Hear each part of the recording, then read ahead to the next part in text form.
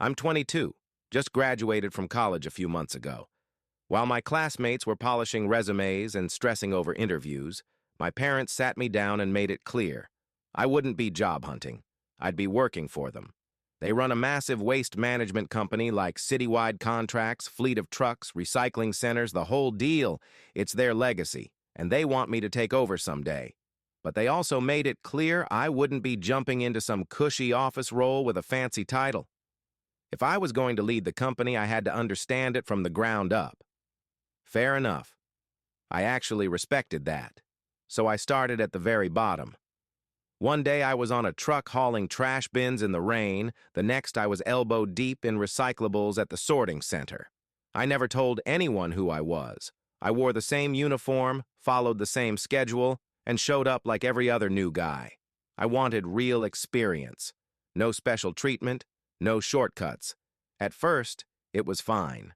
Humbling even. I started to respect the people who do this every day in ways I couldn't before. They're tough. They work hard. But after a while, the vibe started to shift. I was doing more and more of the grunt work while others kicked back.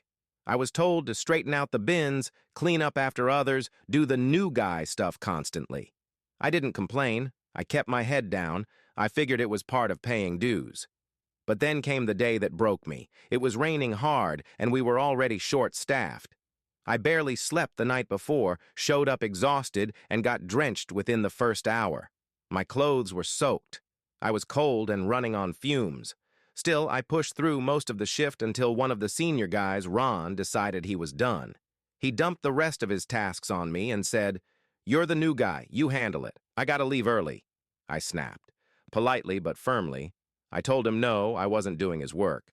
I was done letting people pile on just because they outranked me.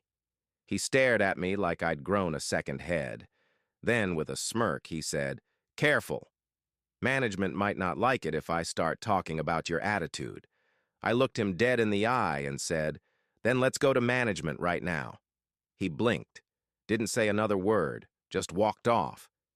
That was the first time I've ever stood up for myself like that at work.